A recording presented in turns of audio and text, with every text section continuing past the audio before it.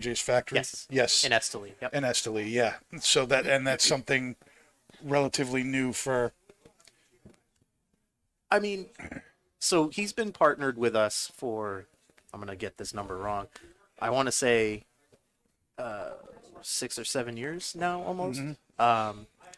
His first batch of And he blends just with came us. out with a Reserva Real now.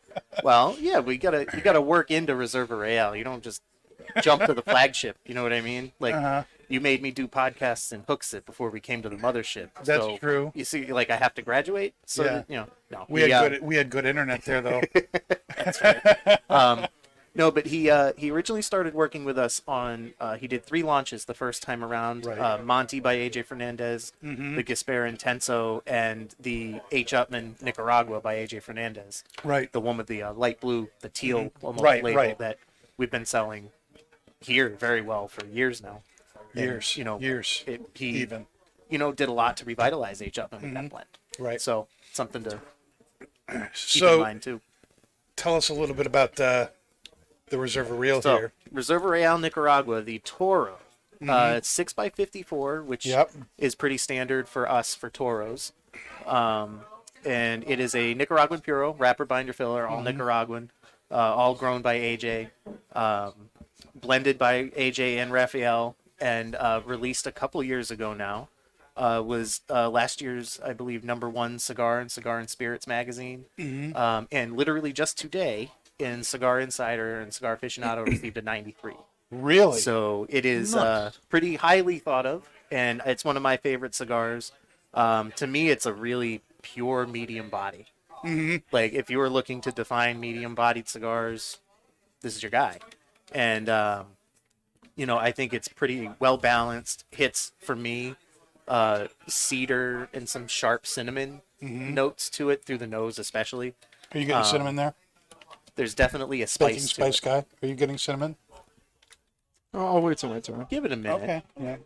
Pat's got to wait his turn. Yeah. Adam's talking. That means not That in yet. the aroma. Yeah, Yeah, it definitely, you get it the aroma. definitely Really gets you strong. through the Yeah, nose. like Yeah. I stepped right into the cigar smoke and I was like, Yeah. I mean, it definitely has that Nicaraguan spiciness to it, but it's not knock you over the head like Right. black pepper strength kind That's of thing. true.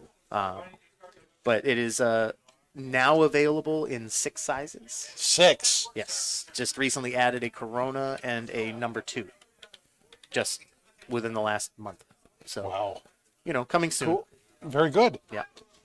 Before we get more into the cigar, I want to talk about the bourbon that we're having. This is some real special stuff. This is the Clover. ooh. This is the Clover Barrel Select. Our latest single barrel that is available here at Twins. And we're actually going to be having a launch party with this on Friday, the 11th. And we'll talk a little bit more about that a little bit later on the show. But can you talk to us a little bit about the Clover? So I'm going to be completely honest with you. I have not heard much about this event. The Clover whiskey is relatively new to the bar, new to me. I know this was kind of an event that I think we pulled together a little bit last minute. So I'm actually still, I guess, awaiting a couple of the details. I think you might even know a little bit more than I do. Well, I know it's Friday, November 11th. Yeah, we don't have to talk about the event, but I was here when we did the tasting for the barrel here, and it was really interesting. We had a taste of the Clover that is available on the stores, on the shelf in the liquor stores here in New Hampshire, and then 3 other tastings of select single barrels from which we could pick. And I believe there were only 1 or 2 that were offered in New Hampshire. We got one of them.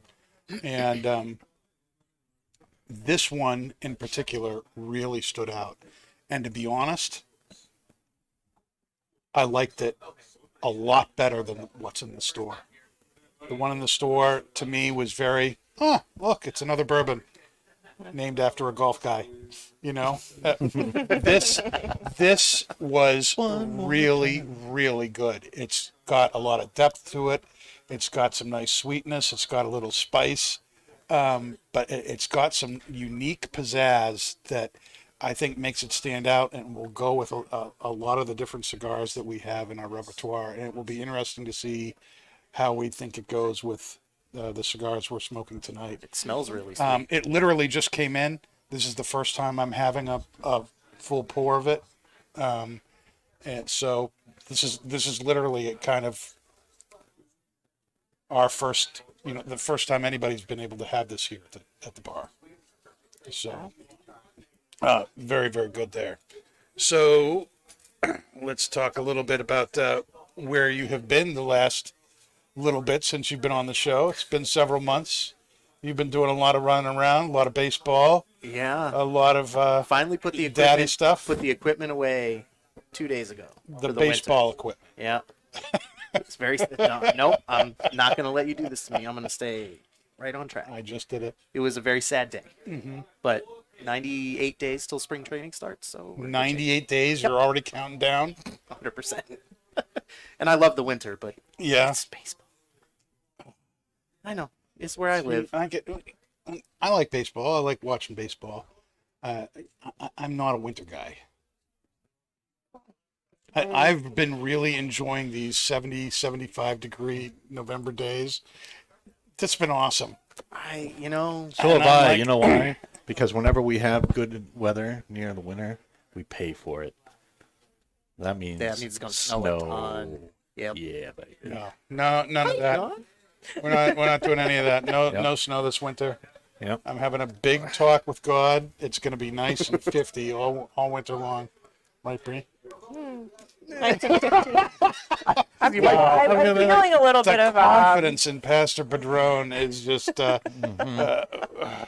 not I there. guess 40 is realistic. I feel like we're overdue for like a big blizzard or something. Yep. Farmer's Almanac never lies. Here we go. Oh, the We're ready Farmer's for it. Almanac pretty well lied last year. Last year was supposed to be freakishly cold and long, and it was not. Hey, well, that's why you follow the Witch's Almanac, you know? What is the Witch's Almanac? It's also I was says joking. You have a rock on you that you could rub and tell us right now? Could I- you rub your I may or may not. may or may Throw not? her scrying bones on the table. Yeah. thumbs. We'll figure it out. Very interesting, Dan. Oh my God. Let's do a tarot reading on I was gonna it. say Thomas is over Right? We could do that. Bring I him know some over. people who know a lot there. Tarot. Yeah. We could make a couple phone calls. Yeah. You're making Pat uncomfortable. So, why did Altadis reach out to AJ in the first place? So, I think that's a question that I would have absolutely no way to tell you the real reason. But But let me tell you the Realistically- fake reason that Well- I'm making up on the spot. yes, 100%. Like this is why I'm vamping. I'm vamping. I can do two things at I'm once. So, vamping right now.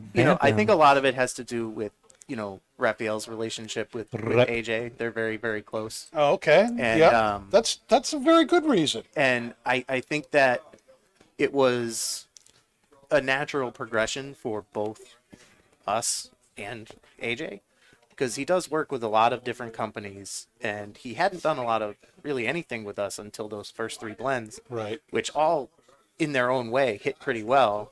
I think the H. Upmann stands out. Of Yeah, the I would 3 agree. For sure. I'm really looking forward to I mean, this Corona too.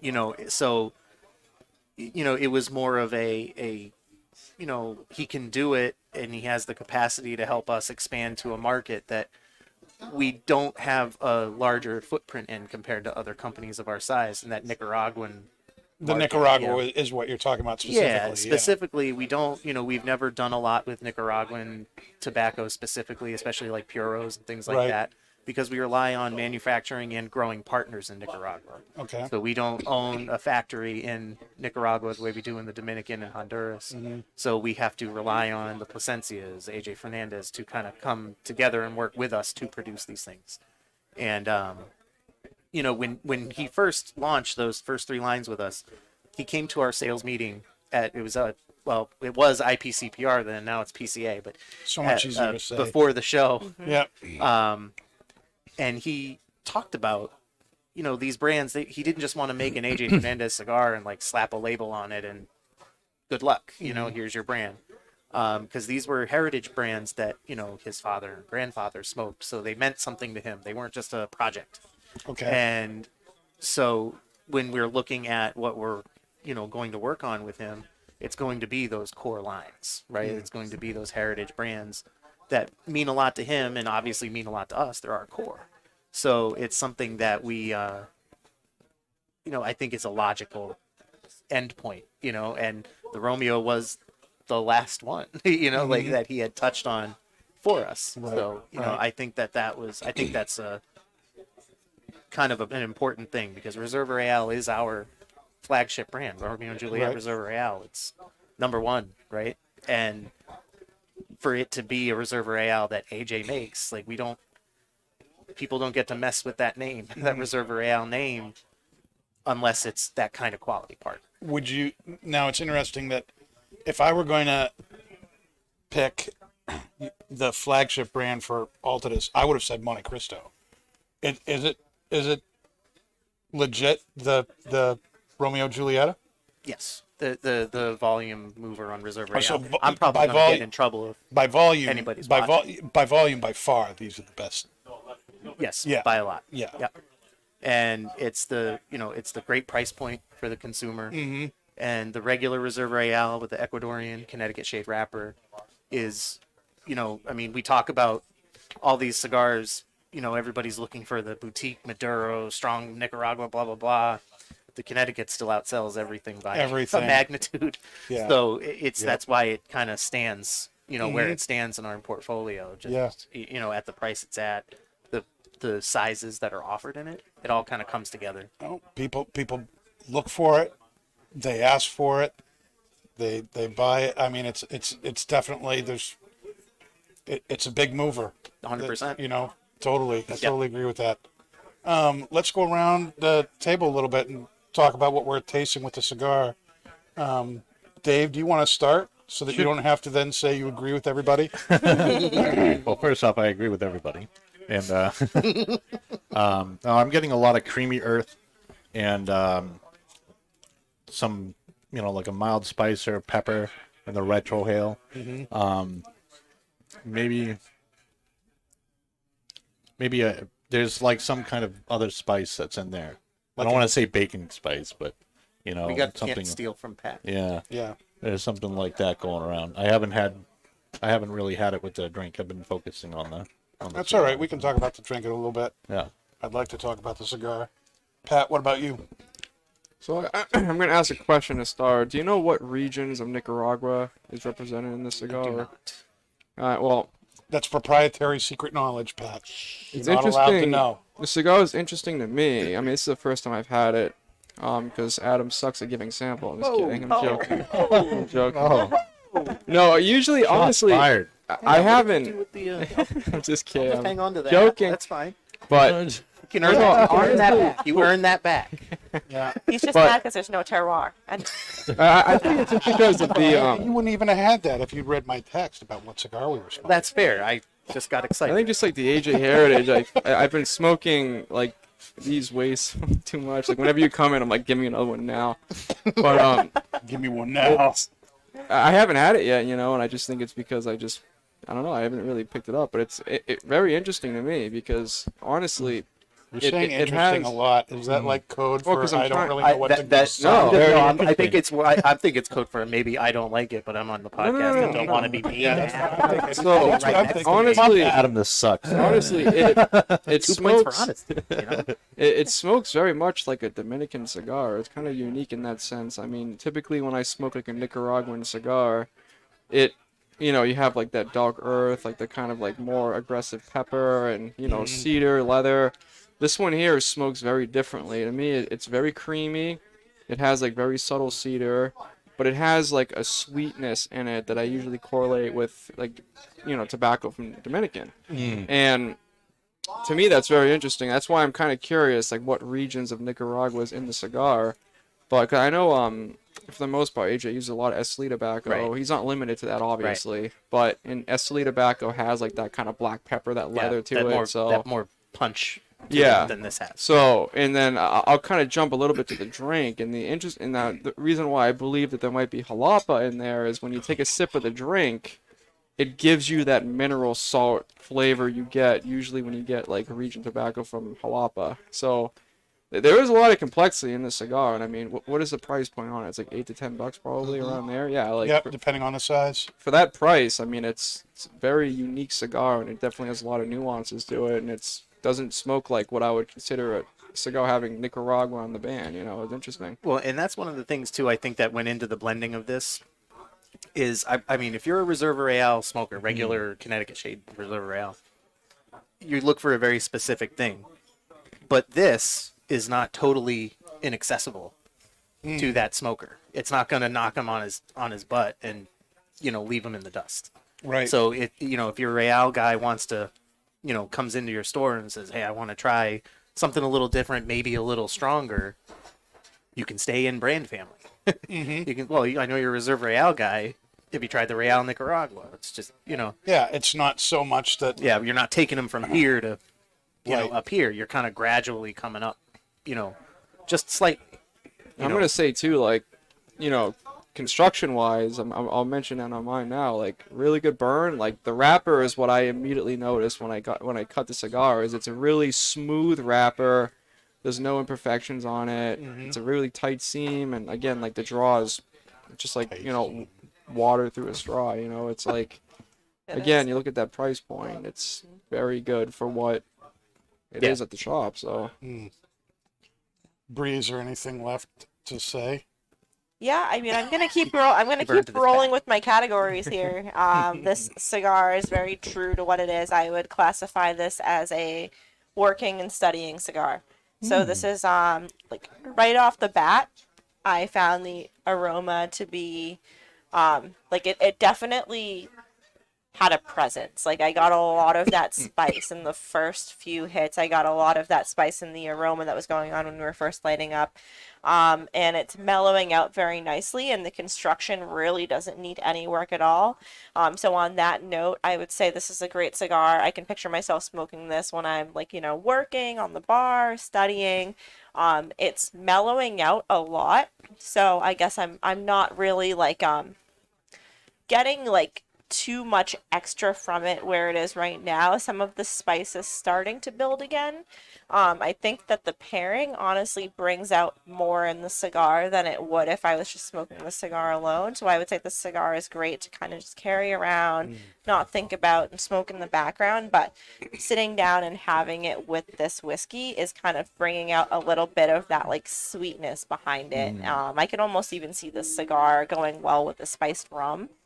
I think that it needs some kind of spirit to really bring out its special qualities. I think standalone, it doesn't really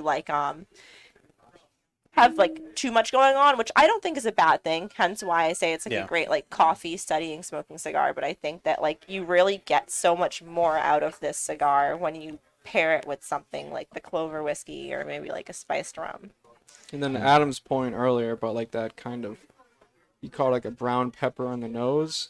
When you get to the second third of the cigar, you start getting that hickory note that I was referring to for the Aladino episode, which you don't really get in Honduran tobacco, but a really good Nicaraguan cigar, you get kind of a dark oak, hickory type sweetness out of it. Yep. I get that in the aroma a little bit too. I was trying to figure out if it was just the dinner I just had. Yeah. I smoked the There's glass, definitely that mesquite. and it really brought out the sweetness in the drink, and it brought out a lot of sweet and spice in the cigar, a lot. It was really good. Brought a lot, A lot. Speaking of the drink, can you use your marvelous palate and tell us a little bit about what you get off of the clover? So I'm really enjoying the clover. Again, I didn't really get to look that much into this whiskey before. But it is kind of giving me an Irish whiskey vibe. It has almost a honey sweetness behind it, but not in an intense way. It's in a very refined way. It's almost like they really aged it well and got a little bit of pepper into it. It's not a boring Irish whiskey where you really get that oakiness. It's not let's do a shot of Irish whiskey. It's I'd say it's more on the refined side. I would almost compare it against a Tullamore Dew, like one of the select barrels, or yeah, I'm enjoying it so far. I've only had about 2 sips out of it, so I'm kind of waiting to see how the cigar burns down and then maybe experience more of the whiskey. But so far, I'm getting a lot of that honey sweetness that's complementing well with the cigar. And that's like the Good. primary note I'm getting from it. Nice, nice. Definitely getting, a lot of kind of a sweet cream off the cigar. That little bit of earth. Definitely a like a dark cedar kind of wood spice. I am picking up that cinnamon you said, right? Yeah. Yeah, I'm definitely picking that up, especially in the retro ale. And I agree though, Pat, with you. It isn't the run of the mill Nicaraguan experience. And that I think makes this kind of stand out a little bit. Yeah. You know what I mean? It's like you said, it's a Nicaraguan cigar that smokers of the Reserva Real could get into Yeah. without, going all hog wild into well, I mean, like this that we're going to be smoking next is Yeah, that would be that's the next a level big up. step up. Big step up. Are there going to be other collaborations with AJ in the works, or It would shock me if there weren't. I know he and Raphael work closely together regularly. So as far as things that I know about, I don't know right now. We've taken this calendar year to, I think, do a really excellent job of supporting the new launches we had in the first half of the year, like the Heritage, right? things like that. We've it's not that we're slowing down on new product because we have, size, line extensions, things like that, even in Real No, but Nicaragua. we've talked about this in the past. You can't just come out with Yeah, thing after thing after thing Yeah. and expect, because stuff starts to get lost. yeah. I mean, in the summer, we had one launch. Full stop. And that's normally not how we do things. In the summer, around the trade show time, July, you used to see a handful of Right. launches all at once. And we launched the Omar Ortiz Connecticut late in the spring, early summer, and that was it for new product. There are some limited editions coming down, including a line extension with AJ of a different blend coming soon. Mystery remains. You'll have to tune back in Okay. next time I'm on, I'm sure. That's very cryptic. 60 gauge Heritage. No.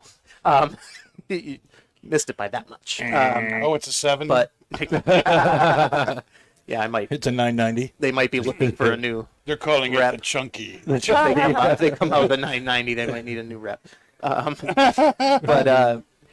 I know we just announced recently the launch of the Romeo and Juliet Envy, which is kind of a sequel to the Eternal limited edition we've done with the Placencias. So as far as like new things coming down, like that's kind of at least what I what I know of is that, and come the new year, I'm sure. Well, I know there'll be some exciting new launches in the new year, but we haven't really gotten dates on a lot of that stuff yet. Let me ask you a question here. That's feel free to skirt this if you want, but it's an interesting thing that I've been thinking about with this. And you're a rep too, so you're coming at this from, you're trying to work in cigar shops with different brands and all that stuff. How do you work with somebody like AJ, who's obviously wicked good, and like you said, he's helping everybody, but he also has his own line of stuff. Is it ever a fear that someone's going to smoke this and then say, "Oh, I wonder what else AJ's done," and go to his line of cigars and end up leaving? Sure. I mean, I would say that, at least from my perspective as a sales rep, it's definitely something I think about. Yeah. But I think it also speaks to what I mentioned before, what he said to us before, how it's important to him to make a different expression of whatever brand he's working with, not an AJ Fernandez cigar with somebody else's label on it. Right. I would say that, especially this, more so than almost anything else he's done, this to me, if you took the band off of it and didn't tell me what it was, I would not be able to tell you that AJ Fernandez makes it. It doesn't have a lot of that I think I can agree with AJ that. background I could agree with that, flavor too. and strength that he usually presents. Correct. Very well. Yeah, Right? yeah. But I think that is also an important factor where he's not. Yes, he's making them. He's participating in the blending with Raphael and our Grupo de Maestros, and they work together to make a Reserva Real Nicaragua, not an AJ Fernandez with a Reserva Real label on. Right. Kind of like piggybacking off of Adam's point, like from like the tobacconist point of view in the shop, like I think because of the way AJ kind of systematically blends these cigars, he's not just like pushing something out for somebody for like kind of a monetary sake. He takes a lot of passion in the projects he actually does, so it's a unique cigar in itself. Like with the times I've had AJ smokers, like they ask me like what cigars has AJ made. It's not really pertaining to like, oh, show me AJ's brand. They just want to see cigars that he's actually blended. So Well, that leads to the other side of this whole point, because this is what I've seen. I have not seen people saying, "Oh, this cigar is really great. Where's the AJ cigars?" Yeah. But I have seen people smoke AJ cigars and go, "Oh, he made this too," and then they go that way and they don't go back. So, it's interesting to me because at least with my experience with Twins, it seems like the collaborations he does with other companies like your own almost seem to end up getting more legs than his own brand. Now, that's just here. I can't say that that's everywhere at every other shop, but it makes me wonder about the whole the trickiness of the whole collaboration thing. Sure. When you have a brand of your own and you do something for somebody else, if that becomes the bigger hit, does that end up helping you or not? Right. Well, if you look, the last 3 years, just looking at Cigar Aficionado's ratings, however you want to, I know there are opinions, Sure. but 2 years ago, number 1 and number 10 cigars of the year, the Aging Room Cuatro Nicaragua and the H. Upmann 175th. We sell it. He rolls it and participated in blending with Raphael. Last year's number 2 cigar of the year, the Monte Cristo 1935 number 2, he made it and blended it with Raphael, but he makes it in his factory. So when you look at those posts and articles, country of origin, Nicaragua, factory, AJ Fernandez. So it's just as good press for him as it is for us. Well, when his I think collaboration I think it's good press for him, but is it good press for his brand? It would Because surprise me if people didn't take interest in his brands after finding it, the quality in what he does with us. But having said that, a lot of the people that do smoke this aren't necessarily AJ smokers. Right. They might be Monte Cristo or Romeo and Juliet H. Upmann fans, and they want to try new things from those lines. So I find we have very loyal customers.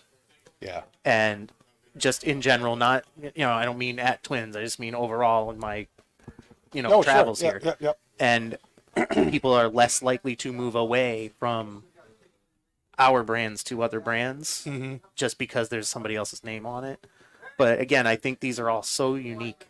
Yeah. That from, I wouldn't, just as a cigar smoker, right? I've been smoking cigars half my life. Like I've been doing this for a while. I wouldn't consider this, like For the last 5 years. yeah, I know. Been a couple weeks. I feel like I'm pretty into it now. Yep. But like, again, like most of the brands or blends he has created for us, rather, they don't smoke like AJ Fernandez cigars. That's true. It's really just not what he does. And I think that's very intentional. Yeah. Oh, I totally. mean, it certainly doesn't hurt when we have to call him and place an order for thousands of more boxes of something that got a high rating that he produced. Yeah. It's been, and he always delivers. I'll absolutely give him that. We haven't been on back order for months on some of these things, like, has happened in the past. But Well, personally, as a manager of Hookset, I can say that if I have a new customer in the store that's from somewhere else, out of state or something like that, 9 times out of 10, the first 2 brands they ask for are either Monte Cristo or Romeo and Juliet. I mean, Yeah. they are the most widely recognized cigar brands in the world, for good or for ill, right? Like, people know it, people Very want it. true. So, it's I'll take it. I'm not going to complain. I love those are my people. I like what they do. Let me take a minute to talk about the launch that we're going to have this Friday. Yes. With the Clover here. Very, very new to Twins, like I said. And this Friday, November 11th, all day, and that's all day that the lounge and bar is open. When the lounge is closed and we're open downstairs, these specials don't go on because there's no one at the bar. Let's be clear about this, So, but the whole day that the bar is open, the Clover is going to be available for $7.24 for a single, all day long. And Well, I know what I'm doing Friday. you can get that paired with a 724, 1874 Corona or Robusto. You pick. You pick your size for $15. Those cigars go for $10 a piece. So that's a really good deal. It's amazing that they actually went with that suggestion of mine to do $15. But but just that day. After that, the only time you're going to get Clover for $7.24 is when it's $7.24 at night. Every night at $7.24, all of our barrel selects are available at that price, except for Weller. Yeah, because Weller. Because Weller, right? Like, that makes sense to me. Well, it's Weller. That's why. Oh, look, there's Kurt out there. He's back. Hi, Kurt. How you doing? So that's the deal. All day long, $15 for that pairing. Pick your favorite thing. You like a regular Robusto. If you like a smaller ring gauge, the Corona. Both of those are great. That Corona. And the 1874 series that Kurt puts out, they go fantastic with this stuff.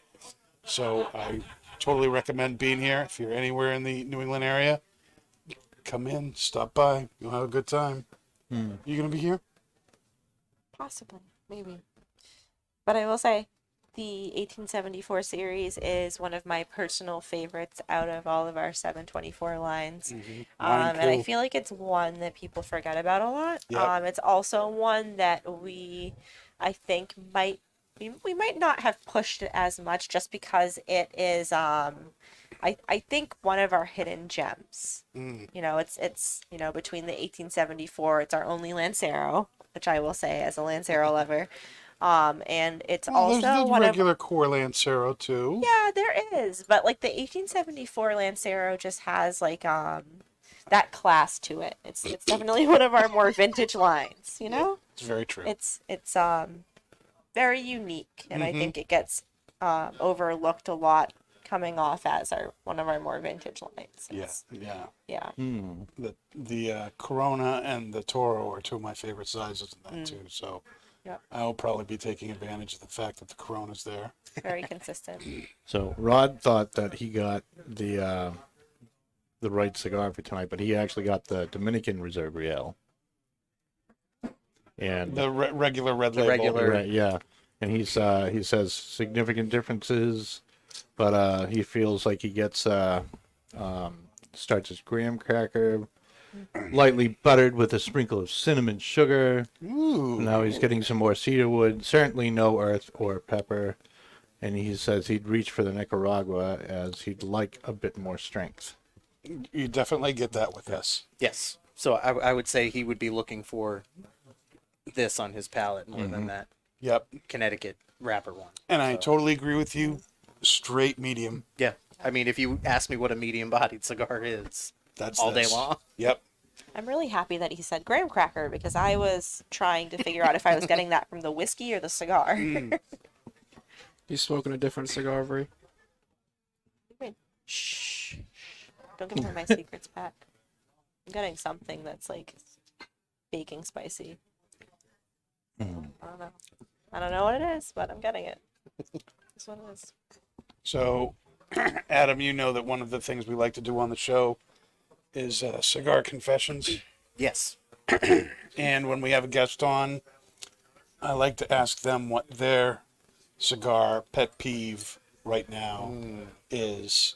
And that can be something that you wish people would stop for the love of God doing so that they would enjoy their cigar experience better, or something you wish they would start doing so that they could enjoy their experience better. What's one of your big, you're going around all New England. Mm-hmm. You see all sorts of people do all sorts of stuff, how they cut, how they light, how they smoke.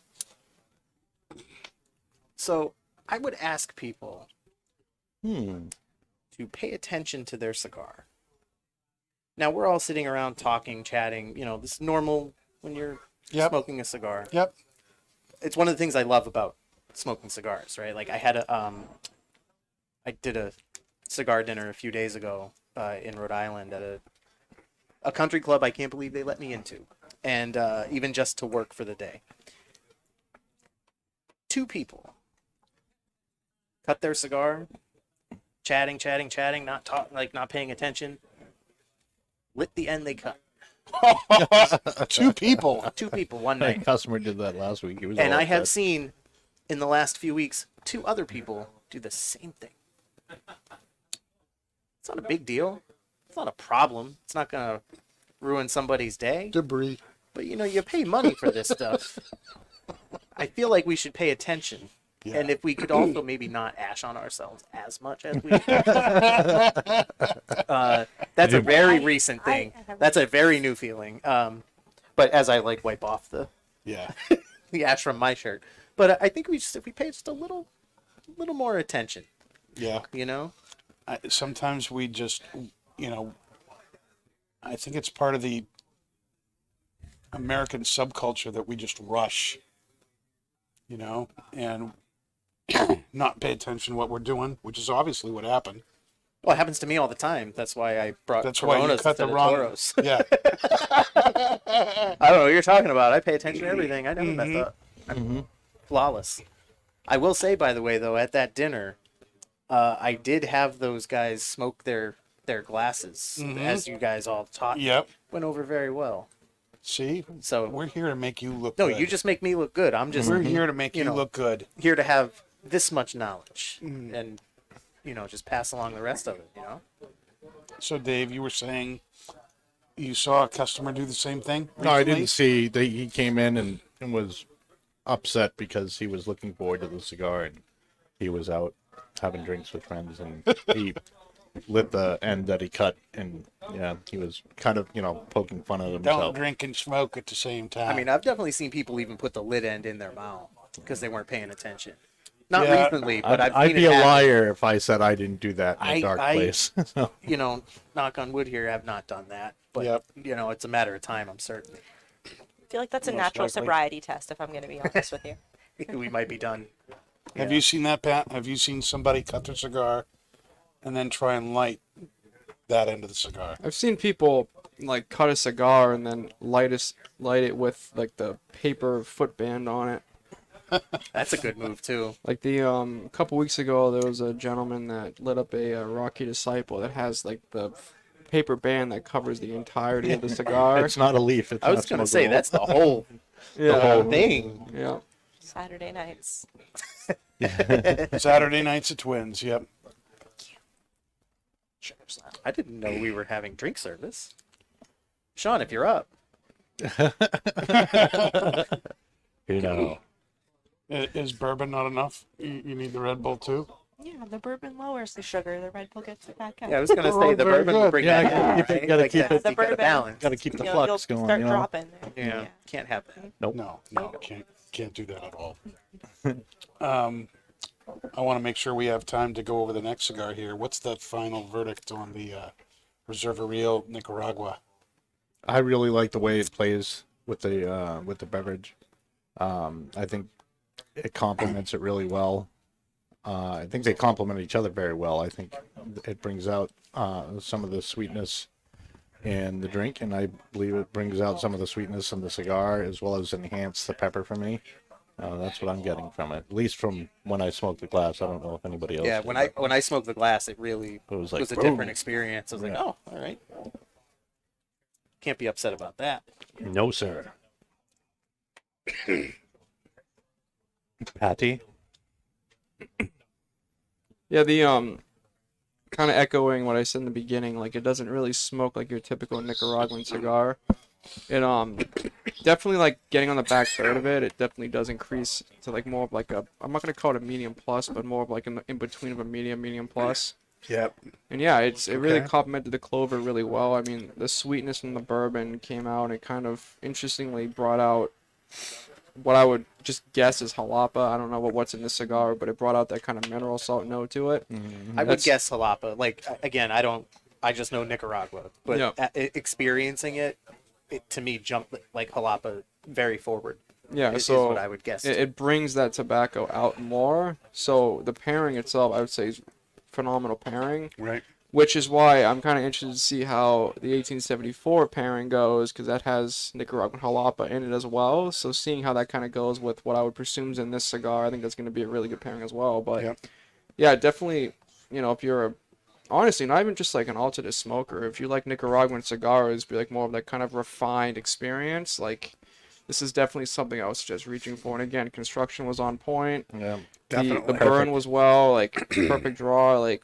There's really no negatives I can really say for it. Mm-hmm.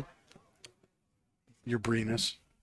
Yeah, I would have to agree. I think what I like about the 1874 is what I like about this. Okay. Going back to the whole Nicaraguan tobacco, but I'm getting almost that like mild dessert feel with this pairing.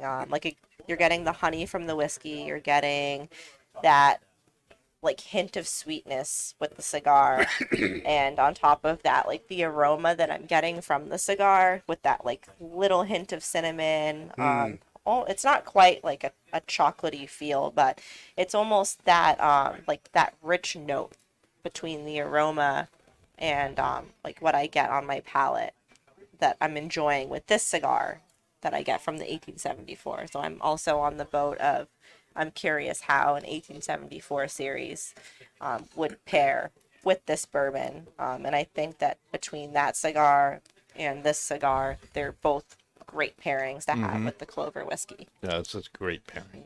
Yeah, very good. All right, we're going to take a little bit of a break. When we come back, we're going to be doing the H. Upmann Nicaragua by AJ Fernandez Heritage Corona. We'll be back in just a few minutes. Don't go anywhere.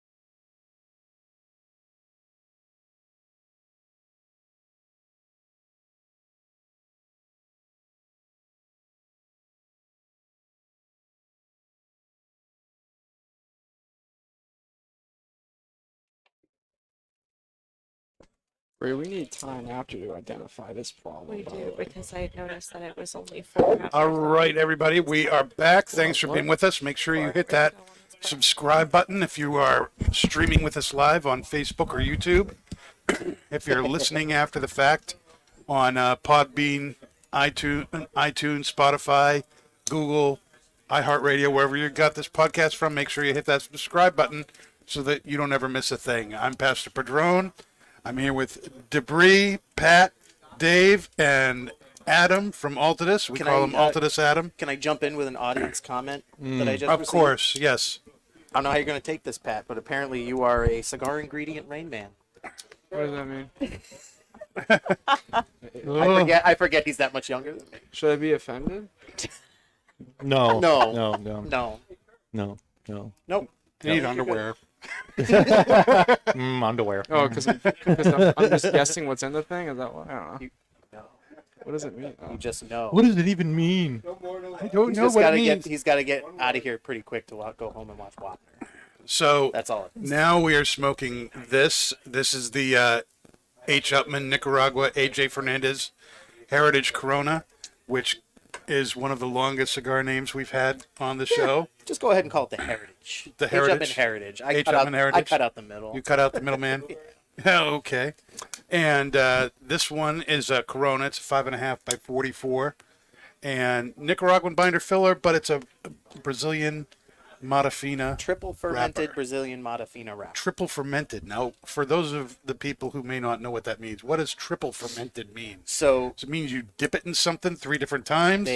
well, I mean, it can mean that if that's what you want, but in reality, it's basically aged 3 times as long as normal in the pilones and the tobacco barns and the giant stacks of. And what does that Tobacco. do to the wrapper? So what it does is it gives the wrapper extra time to exude all of the gases and natural chemicals like ammonia that exist in the tobacco. Tends to make it a smoother experience and takes away a little bit of the strength. And adds a little sweetness to it as well. Yes. Yeah. Very good. Bree's having a. Bree's having she's got like My- 4 my- different pairings going on I here. You know. got the water, you got the Red Bull, Like bourbon. What is grenadine. that? It's grenadine. It's grenadine. Just in case. Just in case. Oh, some straight sugar. Sugar was a little Just bit low. Well, Just sugar water. that should not be a problem after tonight. Let me tell you, your sugar is going to be the- just Bourbon fine. tends to drop it. So. Bourbon tends to drop the sugar. How does that work? It's the alcohol. It's the high alcohol. content. The alcohol content lowers the sugar. Now, you enjoy your drinks and bourbon and Very much so. tequilas and all that, and as somebody who does have to deal with diabetes too, how are you able to? It seems like sometimes things just happen, and you need to really be on top of things. How do you do that? What kind of things do you have in place to keep you from like passing out and ashing on Pat's pants? There's Those nothing. look very That's flammable always going to pants. You happen. gotta I'm be always careful. going to ash on pants now. I know, Yeah, man. Hashtag Pat on pants. It's all moderational. I mean, type 1 diabetes is weird. It's not always like cut and paste, but I mean, for the most part, it's just monitoring and like watching intake.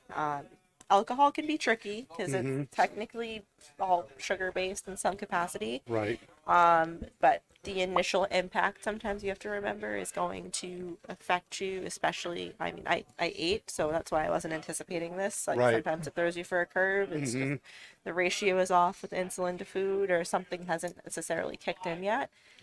So it's really just monitoring and trying to keep everything in moderation. So, having had 2 Red Bulls tonight, are you going to be able to sleep tonight? So I've had 1 Red Bull, and I will definitely finish the next one by the end Yes. of the night, and I will sleep like a baby because caffeine appears to have no effect on me. See, I'm It's the a same. it's a bartender thing. You're not the I don't only one. expect you to understand it. No, I'm the same. I can have coffee any time of day, and go to bed and sleep like a baby. I don't know why that is. Fast pace. I need my coffee in the morning. I need it to wake me up, but it doesn't keep me up. Yes. It wakes me up, but it doesn't keep me up. and I don't know why that is. Do you have any explanation it's for that? one of the mysteries of the universe, I think. Do you have a scientific explanation for that, Pat? Diabetes. Diabetes. Diabetes. Diabetes. Is that it? Diabetes. There you go. So let's talk a little bit about the cigar here before we get into the pairing of it with the clover. Pat, why don't we start with you this time? What are you? This is a cigar you really like. I see you smoking this one fairly often. What do you pick up with it? Yeah, so I mean, to me, like, Brazilian tobacco gives me kind of like a raisiny kind of sweetness to it, like kind of like a, raisiny. I'll keep it there. So, Keep it clean, Pat. Keep it clean. So again, like not knowing the Nicaraguan tobacco in the cigar, just based off of the smoking experience, I can say that it's probably some of AJ's more traditional tobacco. That's more of like that Nicaraguan kick, maybe Esteli tobacco. That it gives you that kind of Rain Man. black pepper and like that nice earthiness, like dark leather. So this is a really good cigar for me, having that triple fermented wrapper. So again, you get those like nice natural sugars from the tobacco leaf.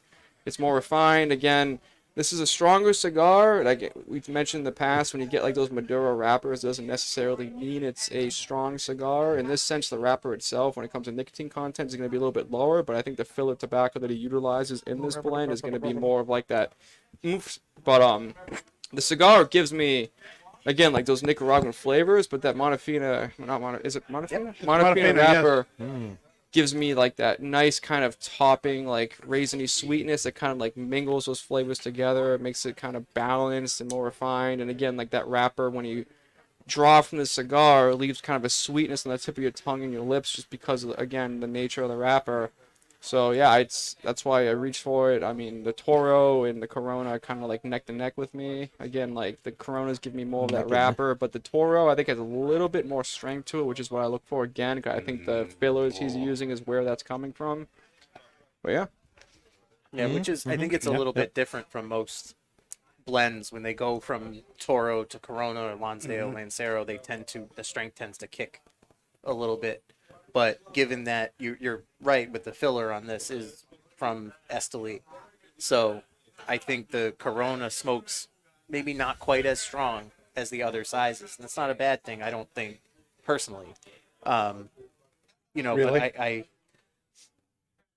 I'm getting old, so my full body taste You're of my getting old. 20s have tapered down to more of a medium body. What are you, 30 now?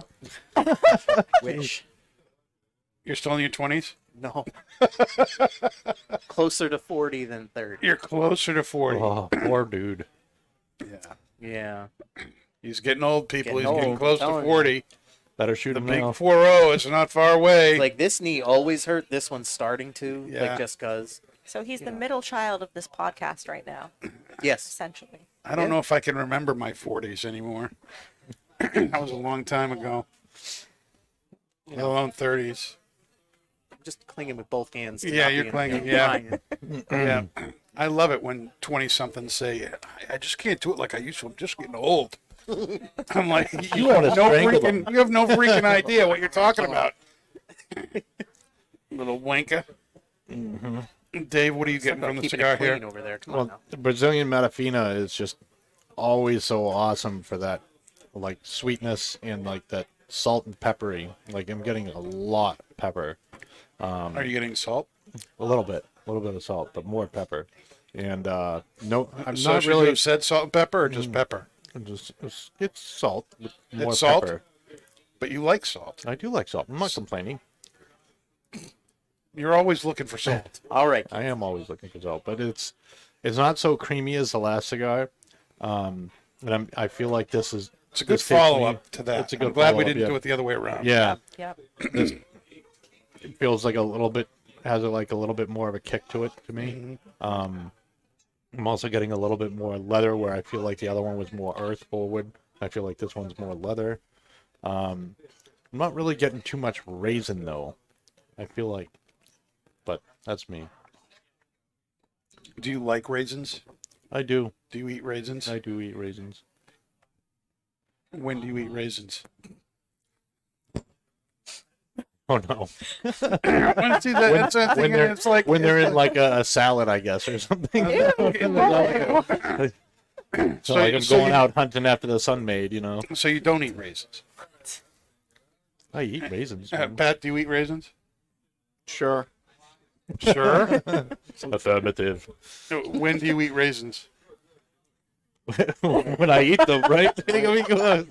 So Trail mix? Trail mix. Good answer. Good pull. Good pull there. You have trail mix fairly often, Pat? No. when he's on the trail. Because I'm only on the trail. He's only on the trail. Okay. All right. So, all kidding aside, I understand what Pat's saying with the raisiny kind of sweetness. I don't know that, it's certainly not like the cigar tastes like a raisin, but there is a dark, kind of either a figgy or raisiny or Well, it's like that spice that's kind of like a kind pepper. of sweetness. You know what I mean? It's very subtle. Mm-hmm. And so if I were going to pick something, I would probably say raisiny kind of sweetness to it. I do find this much more savory than your average Maduro. Like, I wouldn't expect it. Yeah. Savory might even be a better adjective for that. A savory sweetness? Savory. That's why I went to college for 6 years. 6 years? 6 years. Yeah. A lot of people go to college for 9 years. I've been going to this high school for 9.5 years. I'm no dummy. Great movie. Oh my goodness. Do you know what movie that's from, Pat? Oh. Yeah, that's sad. Anyway, moving on. What do we think about the pairing with this? Has anyone tried to pair the clover yet? I mean, I've been really enjoying the cigar. I haven't yet. But I know I can see Adam. He's smoking the glass. The smoke's going up his nose. He's probably going to sneeze. He's holding it.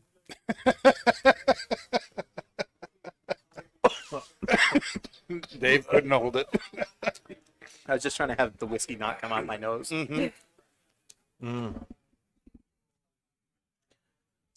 The sweetness kind of popped out to me after I smoked the glass. Like that dried fruit, raisin flavor you guys were talking about. Right. Definitely pops out to me, after smoking the glass and drawing on the cigar.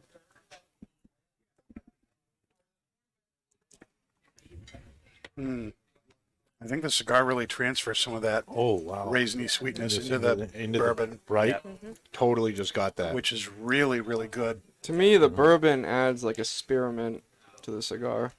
Spearmint. Yep. I wonder, how I don't know, Dave. I really wonder if this would. I feel like if this was aged in like a bourbon bottle, it would really bring out the raisin. Like it would just taste like a raisin, kind of like how like the Factory 57, when you age it in a bottle, it tastes like blueberries. But I want. So are you saying it does taste like raisin now? Yeah, from the smoked drink, yes. From the smoked drink. Okay, so you're picking that up now, having done the pairing. Pat, do you get more of that raisiny sweetness in the pairing when you have? I got like a spearmint, like really dark chocolate, like the oak wood moves forward, and I got like that kind of like sensation you have when you have that really like rich kind of Doublemint spearmint. Whoa! Skiing. Also before his time. I was gonna say you're just missing. Right. What's a cassette? Bree, what about you? What are you picking up? It's interesting. I'm still figuring it out, but I was So I'm really, getting- really thinking you were going to go back to your grandfather's house. well, in a way, I am. Just you wait. So I think like what Pat's kind of getting with that spearmint essence is like when you chew spearmint gum, it's not necessarily like, the that mint freshness? that hits you. The freshness. It's refreshing, but you're also getting that flavor release of like Like spearmint is kind of like a sweet mint, so along with it being refreshing, you're almost getting that like release of flavor, that like sweetness. So with this cigar, I found that like compared to the first one, initially like the first cigar we smoked, I got the initial hit of cinnamon It off the almost bat, adds like and a it little bit mellowed of cold out. to it. Yeah, but this one, the pepper that I got from like the very first hit has completely disappeared, and now I'm getting like the strength and the full-bodied flavor behind the cigar without it really feeling like it's like a medium to full cigar. And then when you take the whiskey and you put it with that, it almost creates like a very refreshing sweetness. It's like that natural sweetness that you get from spearmint. So it's not like overpowering, it's not overbearing, but it's just very subtle, and it kind of makes your taste buds kind of flip into action. It's Like interesting. MSG. Yes. I think the an Real MSG pairing. the Real Nicaragua is more of like a front of the tongue flavor to it, and this more hits more of my The palate sides. than Yeah. It does. the Real. Yeah, I can agree Yeah, with that. just like spearmint. Now, what did you think of when you smoked the glass and had it? Would you agree, disagree with what you heard? Were you, these were you guys on say, top or- of a mountain skiing down? Very, yes. It was extraordinarily refreshing. No, I like it was definitely sweeter and more like of that like dried fruit forward experience. This cigar to me, like in general across the line, is more like it's a richer flavor to me, and I think a lot of that subtle, the dried fruit raisin type sweetness kind of for my palate gets a little lost. Right. In that like it because it's a different kind of experience. Whereas I had more cedar in the Reserva Nicaragua, I get more of like a oaky, heavier wood flavor, Yes. not like a cedar Yes. flavor, like just a Much heavier more of an wood oaky flavor. wood. Yep. And when I smoked the glass and tried the pairing that way, that kind of got way more subtle, and the And the became way more sweetness fruit came forward over. than Yeah. the sweetness. Yep. Now, Upmann is also traditionally a Dominican blend Yes. cigar, correct?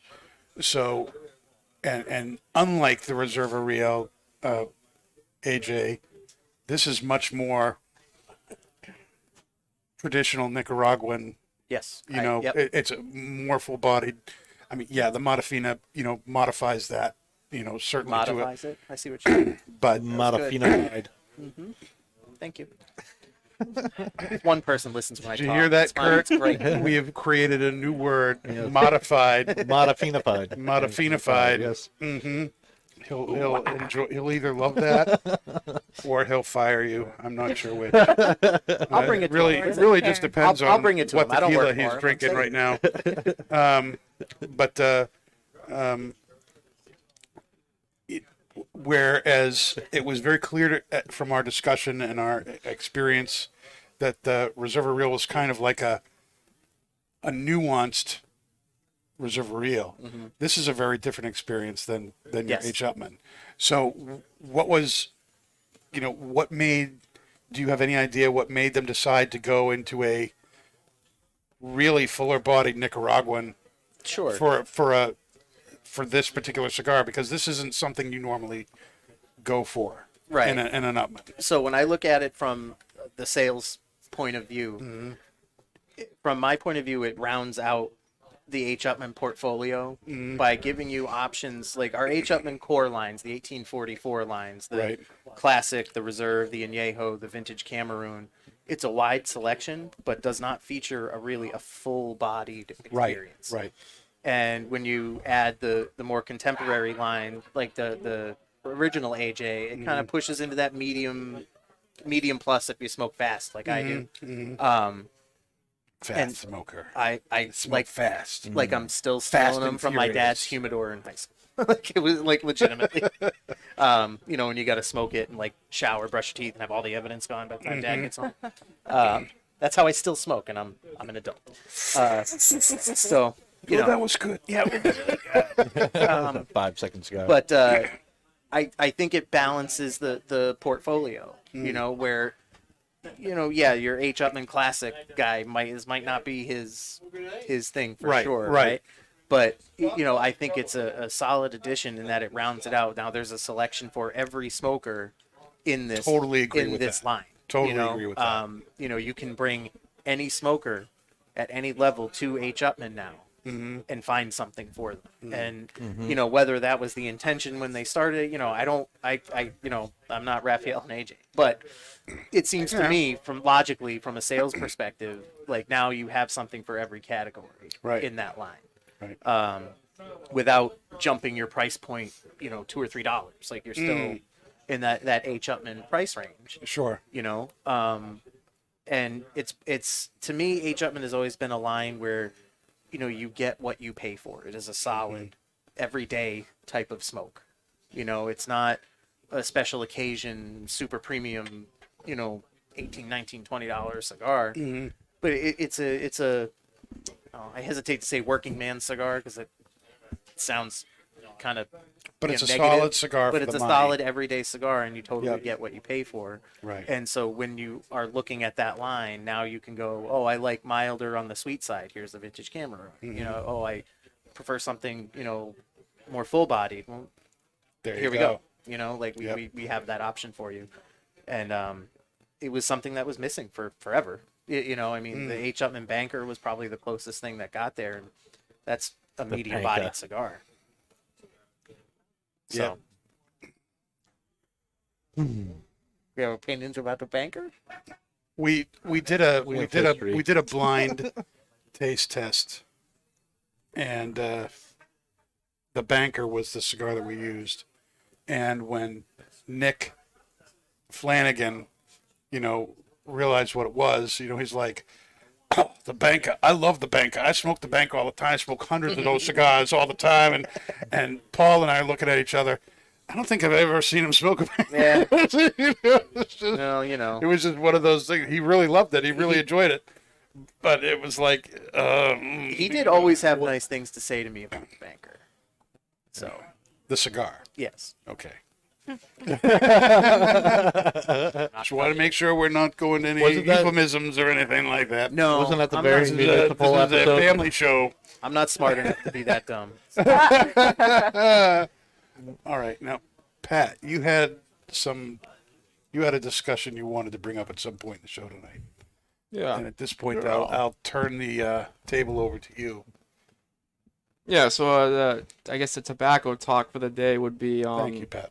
well, no, that's not again. But New segment. so I guess what I want to talk about, especially since Altadis is like a really good kind of thought experiment for this concept, is the idea of blending. So, you have like kind of two general breakups of blending. You have the Puro and then everything else, right? So the Puro is like the first cigar that we smoked today, where it's a Nicaraguan Puro, which means that all of the tobacco utilized in the blend is from Nicaragua, where the latter cigar that we're smoking currently is everything else, where it has Nicaraguan binder and filler, but it utilizes a wrapper from a different region. So I guess the conversation that I kind of want to have is what's the perks and disadvantages of each, and what's your preference. Like a lot of the time when you have a Puro, you're utilizing obviously tobacco from the same region, but now you're kind of experimenting with different primings, different kind of varietals from that region, and you're getting really a pure characteristic of that region, but you can kind of take the different tobaccos and express it a different way, but it's kind of restricted to what that region has to offer. Where when you put, in this case, a Monofina wrapper on the cigar, now you can introduce like this kind of sweetness you don't get if you just limited it to the Puro. And I know that Altadis has Puros, like plenty of them, and then they also have like cigars that have Dominican Nicaraguan tobacco in them, and so it's kind of an interesting kind of way to look at it. Personally, I like both, obviously, but I think that, when I'm doing like reviews online, it's really interesting seeing a Puro, seeing what these blenders can really get out of the expression of the cigar, limiting themselves to that region, but then when you have a cigar that has different, like a diverse selection of tobacco from different regions, it really kind of gives you more of a unique experience in some senses. So that's kind of the general crux of it. So I guess my first question, which I'll start with Adam, is your general thoughts on the products you have that are puros and then use everything else, and what is like your kind of opinion of it? Like for me, for instance, like Dominican, like I said in the beginning of the show, has like a sweetness to it, where like Nicaraguan jalapa has like the kind of mineral salt. So naturally on your palate, when you want to get that umami flavor, like that savory flavor, sweet and salty just mingle well together. And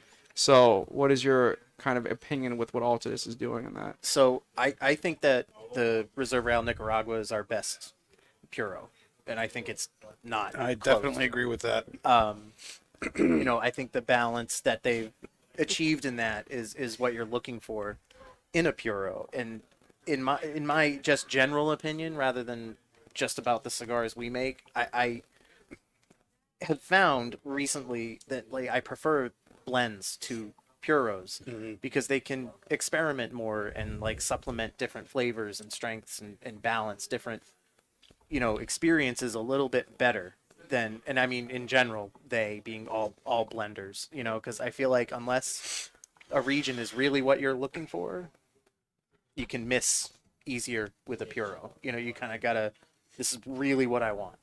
And this is just as a cigar smoker, right? Like it's something that, to me, get a little less nuance a lot of the time. And, we have on our company side a few different blends that they're not necessarily new, but they're, especially new to the U.S. market. We have one, the Vegafina 98. It's a 5-country blend. And it's just a crazy good cigar. It's really tasty, and it's different, because it's not like a lot of times there'll be 2 or 3 different countries of origin for the tobaccos in a blend, and this they really kind of shot for it, and they came up with a great blend. So it can cut both ways for sure. I mean, I would say I probably smoke at this point more blends than puros, but I think it's just a personal preference at this point,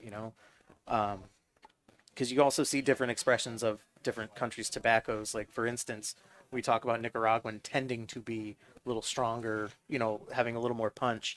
Well, the predominant filler tobaccos in Reserva Real and Monty White, they're Dominican and Nicaraguan.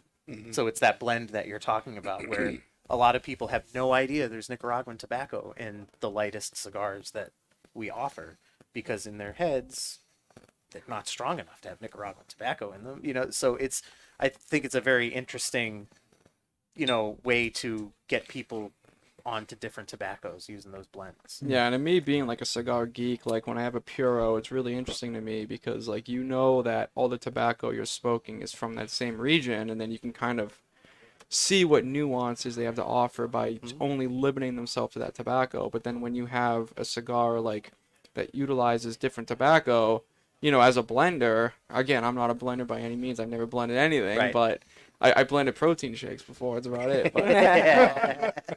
But as a blender, if I'm smoking like some Nicaraguan tobacco and I'm like, all right, this is good, has a little bit of oomph to it, what can I do to balance this? It's all about balancing. So now I use other tobacco, like I'll put a Dominican leaf in there to kind of combat that saltiness, a little bit of sweetness. So you kind of can cater more to a general populace of smokers instead of like, having one region. And I guess to the rest of the panel, I can kind of focus this comment on 724 being the house brand, where you have the 1874 that has a Nicaraguan jalapa wrapper, an Indonesian binder, and then Nicaraguan jalapa fillers, where the expression of the 113 being his limited cigar for that shop in Texas is a Nicaragua jalapa puro.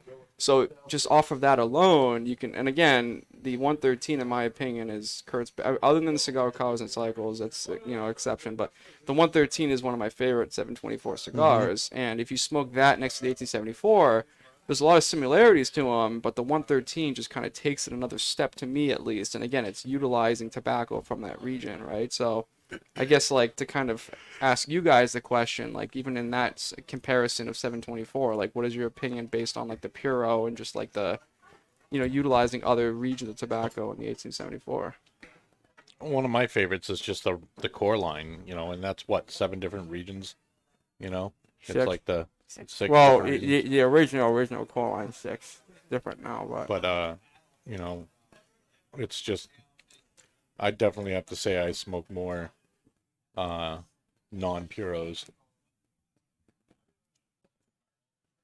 Okay. Okay. We're looking at, have you, I mean, I'm assuming you've smoked answer. the 113, the 1874, right? Mhm. So what is pros and cons of both cigars? Oh, he didn't study for this test. No, it's like I don't know. I've never really I don't geek out that much into it. So, I like I don't know. I don't have an answer for that. I like them separately for what they are. And what would those reasons be? What do you like about each? Jeez, I don't know. Um I can't remember yesterday, Dan. So then bouncing the Dan, since you referred earlier to the 1874 Toro is one of your favorite sizes, and then obviously the 113 is a Toro. So Yep. what would your answer be?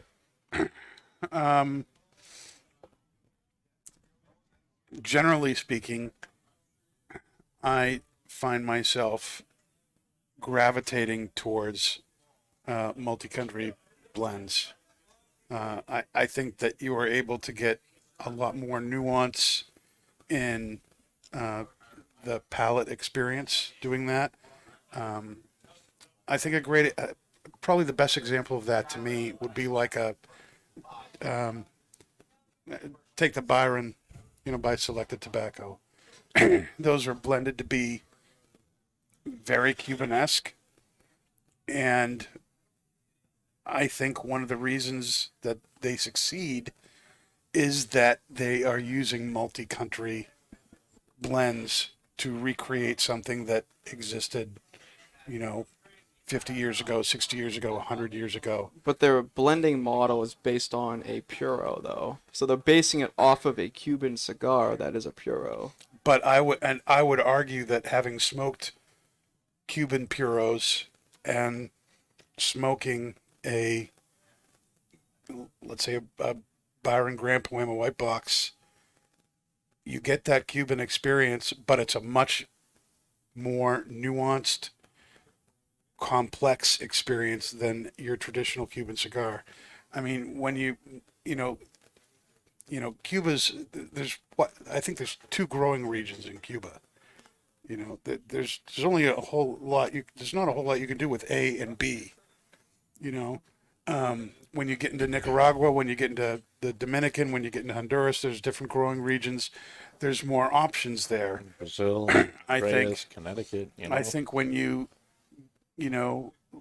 mentioned the Car Cigars and Cycles cigar that Kurt put out, which was his first Honduran Puro. Mm-hmm. You're highlighting the best of what Honduran tobacco, I think, has to offer in something like that. With the Reserva Real Nicaraguan here, I think we're highlighting some of the best of what you can do with Nicaraguan blending to create a medium-bodied cigar. And AJ, I think, does that better than most out there. He's a force to be reckoned with when it comes to. There's a reason that everyone and their mother is knocking on his door asking to make cigars for them. And when it comes to the 113 and the 1874 does have a little bit of Honduran tobacco in it. It's not a straight Nicaraguan Puro. And I think that extra little bit of Honduran Lajero that's in there really gives that cigar some pizzazz that it wouldn't have if it were just a straight Nicaraguan Puro that way. And I'm a big fan of the 113.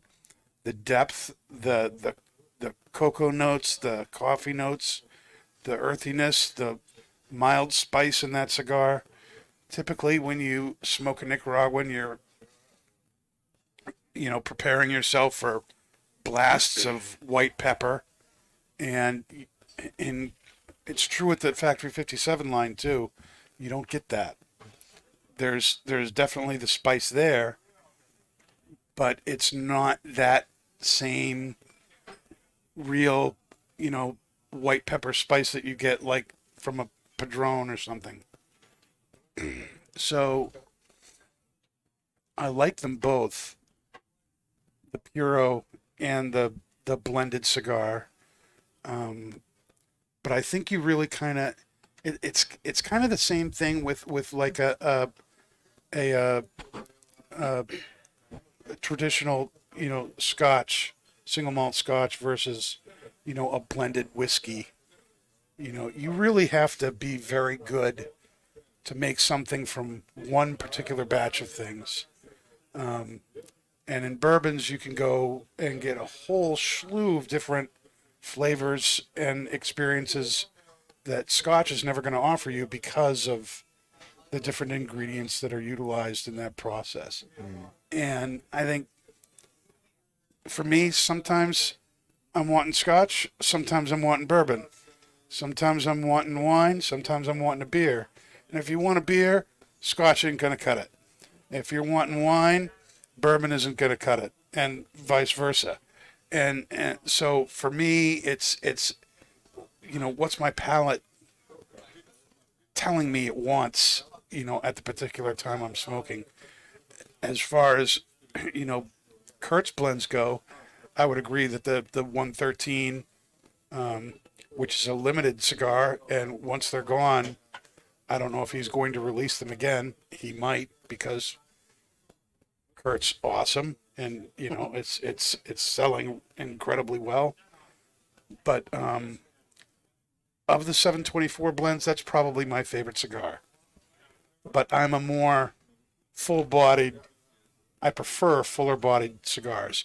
As much as I enjoyed the Reserva Real Nicaraguan, I would be more likely to smoke this, not because that cigar isn't good, it's excellent, but because this is just more what I often look for, something with a little more oomph and a little more power to it. Kurt's cigars tend to be that mild to medium kind of blend. The 113 pushes that to maybe a medium plus, and so I gravitate towards that. But not necessarily because it's a Puro.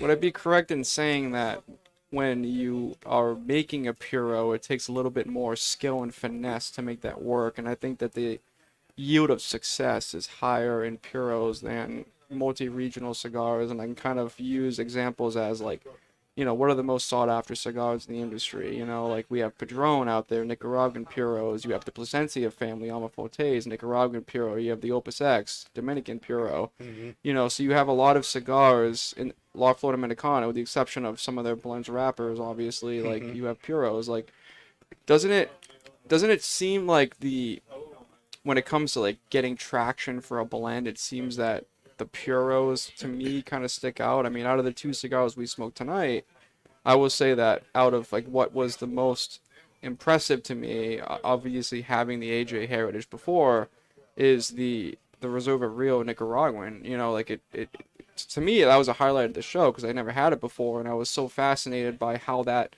cigar gave me a different kind of smoking experience for Nicaraguan, but it's using all Nicaraguan tobacco. There's no, like, to me, it gave me, like, very Dominican type flavor profiles, but there's no Dominican in the cigar.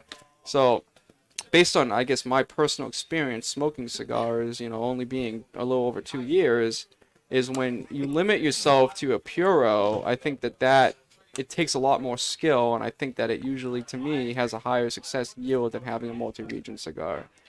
And then Bree, I mean, Dan kind of opened the question up to you, but, like, again, like your single barrel versus, like, different mashes or blends of spirits to make something, like, you can speak to the cigar question, but, I mean, at the bar, it's like when you have, like, for instance, like our Jack single barrel, right? And then you have, like, our High West, which is a blend of different spirits. Like, what do you feel that a single barrel speaks more than having different blends of spirits, or like what is your experience in that? So when it comes down to it, like case in point, I would say yes. I have more people that come in and say like, "Hey, I want a single malt Scotch," than I have people come in and say, "Hey, I'm looking for a blended Scotch or whiskey." I think people like it's just like how when you cook like ribs or chicken, if someone can execute cooking ribs or chicken without a glaze, without a marmalade, and still execute it just in its purest form, only like, curing the meat and making it really good. That's way more impressive than someone that makes a really great sauce and slathers it on and covers up like the basics of like that dish. So I think it's kind of the same when it comes to whiskey and bourbon and scotch. It's I think people do tend to garner a following around it more when someone is able to take a single ingredient and make it multifaceted than when you're able to pull specific qualities from multiple sources and fuse them into one, which is still impressive in itself. And it's still, I think, like Dan was saying earlier, if you're in the mood for something that incorporates like different aspects of multiple like ingredients or flavors that people like, that is good. It's a go-to. It's enjoyable. But it's still going to be, in my opinion, a little bit more impressive and speak a little bit more to like how genuine the product is when you are able to take that pure form of something and turn it into a quality product. Have you made any observations on what kind of consumer reaches for a single barrel versus a mash? Yes and no. Again, yes and no. Because again, Nothing I can say on the air. you only know so much about your customers when they walk through the door. You know, some people are there just to say, I went to a bar and I asked for like a single barrel, or I went to a bar and I asked for, you know, a single malt scotch. Like there are those people, but there are also people that just know what they like for their palate, and they are looking for something. Yes, something She that's gave me one. like in its purest form. It's something along So, that yeah, line, it's- and what Pat said too about, you know, it also has I think a lot to do with what regions, or in tobacco's case, countries, are kind of hot in the moment. Like I think we can all say pretty confidently, or well, I hope we would all agree that like right now Nicaragua is like kind of in the industry's eyes or in consumers' eyes the top of the heap right now. Yeah. And so I think in that sense, a Nicaraguan Puro has more pull than maybe it did 5 or 10 years ago. You know, like I remember working retail, 10 years ago, running a store. I couldn't get people to buy Nicaraguan Puros. It just wasn't in demand. It wasn't what people wanted. And now I feel like it's more likely to be what people will go for. Is the rather than what they 1935 avoid. a Puro? Yes. Yep. So I guess you can finish up. No, but it was just, there's way, it was one of the, after saying I prefer blends, I'll ride to the defense of the Puro, but it's definitely a market dictated a little bit, like I would say right now, you'd have better luck with a Nicaraguan Puro, a new Nicaraguan Puro than, a new Dominican Puro, simply because of what the consumer is demanding in general. I mean, don't you feel that like blending a Puro is more difficult than just a multi-region? I mean, like if you look at like the statistics of it, I mean, if you're blending a Puro, it's going to be cheaper manufacturing just because like if you have all the tobacco You're there, not importing anything. you're not importing anything. I'm excluding the ideas of the hot Connecticut market because obviously you have to get the Connecticut wrapper from either Ecuador or Connecticut, but so that's the exception. But I mean, if it was, to me, I think it's hard to do. Again, I'm not a blender, but I mean, like, it seems like this is something that more people would do. Like, if you don't have to outsource tobacco, it's going to be a lot cheaper for you to actually produce a cigar. So, like, do you think that if this was like an easy task, everyone would do it? Or do you think that people are resorting to exporting tobacco because like they feel that they need to have different regions to kind of combat different flavor profiles that they're targeting for their audience? I would argue that the blender has a blend in their mind, and That's good. it might end up being a Puro, and it might not. But if it, in the end of the day, it's what they want, and I think you got to be careful sometimes not to, I don't know, overanalyze it. But I think that because I don't know, I get the feeling that a blender is going to go do what tastes good to them and what they think is going to sell, regardless of whether it's a Puro or not, unless they're specifically going after to make a point. Like, I'm making this Puro that's not going to taste like my country, based on priming, based on fermentation. That's what I think about it. I don't think they I would say the majority of times that's what I think, is that they don't even think about that. That's what I think. So why would you say that most of the successful sought-after cigars tend to be puros then? I mean, if you're a company like Padron or Fuente or Plasencia Perdomo family, too. Don't forget about them. Perdomo, like if you have the expenses to really utilize whatever region you want to do, why do you think it is that they keep it within their region? I would Because say if they have a that's blend in mind, I would say that's what they're used to and what they like. Sometimes I think like it has. less is I more, think it has. too. You know, Well, I think there's a quality control factor as well. I think, when it comes to Padron or Perdomo or some of these other companies that we've mentioned, AJ's one of these guys. When you are growing your own stuff and aging your own stuff, you have total control over the quality of the tobacco. And when you're going out and buying what other people have grown, you don't have any control over what they've done or how it's been harvested or how it's been aged. yeah, it's definitely more of a risk. Well, you don't know if you're going to like this year's batch or not. And I think that one of the reasons you see people doing I think one of the well, take JRE tobacco for instance, Honduran, they control everything, seed, they grow everything, they age everything, they make their own boxes, they make their own labels, everything is done in house. And yeah, there's the financial control that you have over that. But a lot of these blenders, I think, want to know that they know everything about that particular tobacco. AJ Fernandez is no exception. Raphael Nadal, no exception. And I think that's why Raphael and AJ work so well together too, because you can go to AJ and say, "This is what we're looking for. What do you have?" Right. And he knows. He doesn't have to think, well, I can buy this from this guy and acquire that from over here. It's, and I think it also is, when we're talking about like Perdomo, Plasencia, like it is a seed to store shelf situation. Right. Like they know everything that's happening, and it does matter. It does. We, in the Dominican, for instance, we partner, with the Jose Mendez Tobacco Company. We buy 90% of the tobacco they grow, and it's 60% of the tobacco we use over all of our portfolio. And it's because we know we've worked with them forever, and we know they do things a certain way. Right. And their growing partners that they use do things a certain way. So it's not, the control aspect is really important. Because if you and especially if you're doing a single region thing, it takes one, hurricane or bad storm or whatever to have an issue, like going forward. And, it makes having a Puro portfolio somewhat riskier in that sense, it gives you more control over your product, but one thing goes wrong could be an issue. Yep. It's certainly a risk.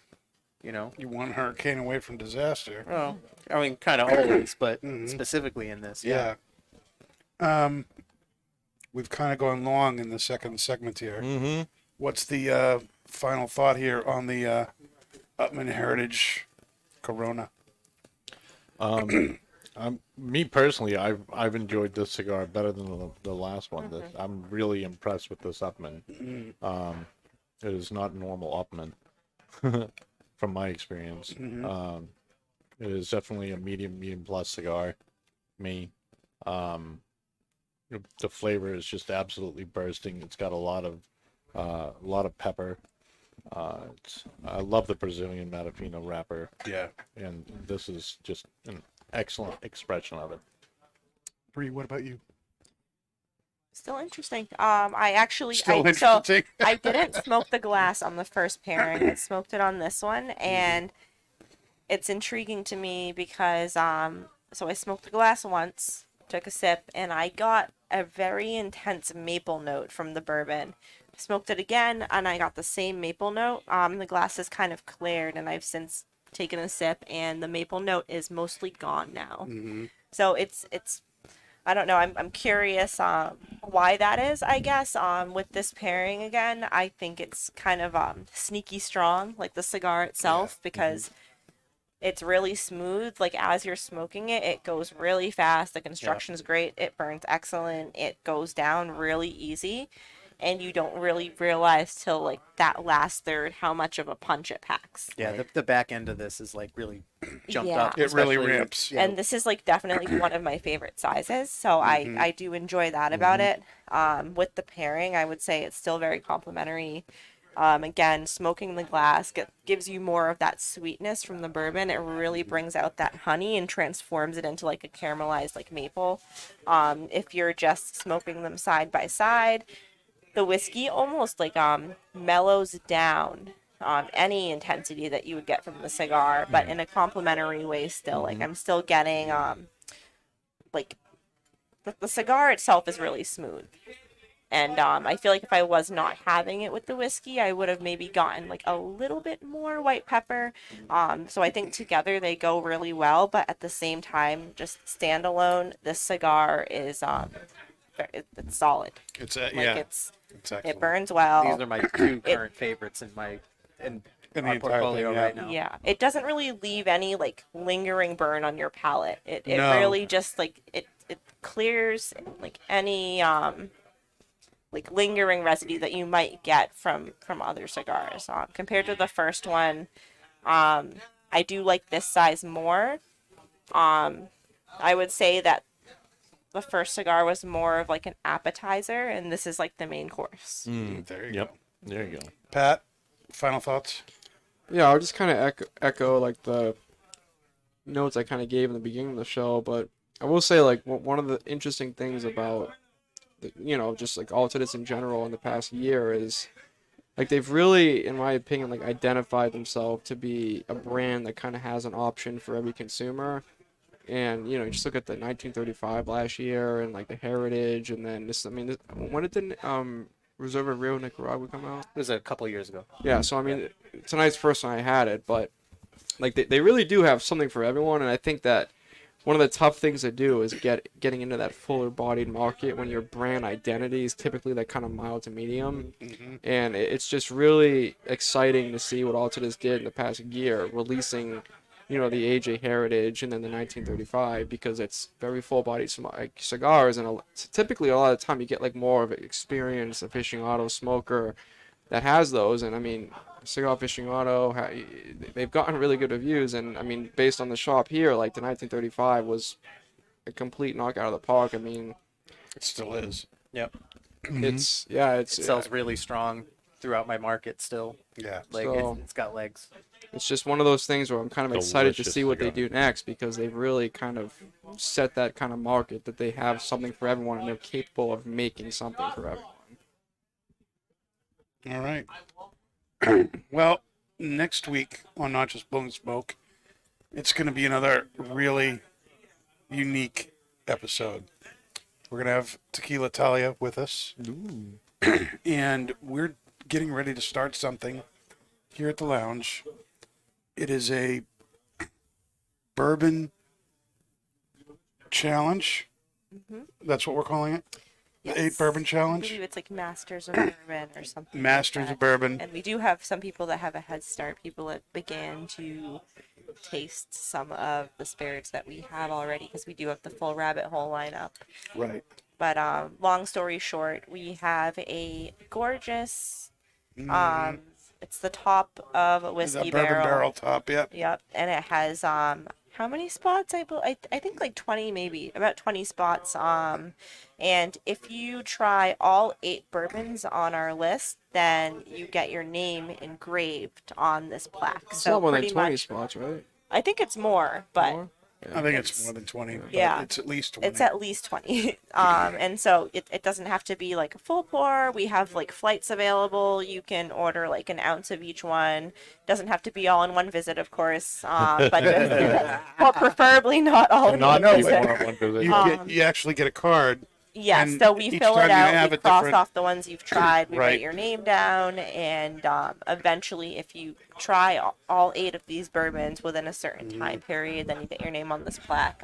So we have like a lot of the Jeffersons, the full Rabbit Hole lineup. You And get your name on the Fuck plaque me, and Ash. an Uber ride home after one visit. Yes. Now, we've said you don't have to do this all in one visit. That said, next week on Not Just Blowing Smoke, We're doing them all. we're doing all 8. Oh man, I picked the shoot. wrong week, huh? We're doing all 8. We will be all set to have our names on that plaque by the end of the show next week. And a ride home. Awesome. Yep. And it's Right going to on. be awesome. We have, and so I've been thinking about, a cigar that we could smoke that will go with 8 different bourbons. And that's been Opus. a challenge.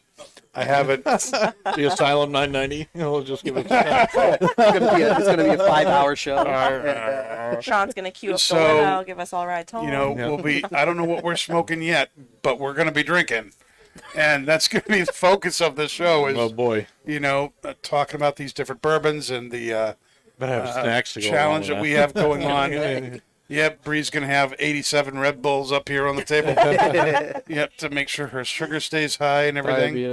Diabetes. Diabetes. So you're not going to want to miss it next week. You're going to want to be here Tuesday, 8 o'clock. And that's not just Blue Smoke, people. We're going to be doing 8 different bourbons Getting after it. here on the show. It's going to be awesome. Might have to crash. And also, Tequila Talia is going to be talking about her recent trip to Greece. That's going to be She tasty. was over there for about a week, and she has lots of pictures. We're going to show some of those. It's going to be awesome catching up with her, seeing about this trip that she had, and drinking A lots lot. of bourbon. Bourbons. Bourbons. It's the Bourbon Show next week, people. You want to be here. We'll see you next week.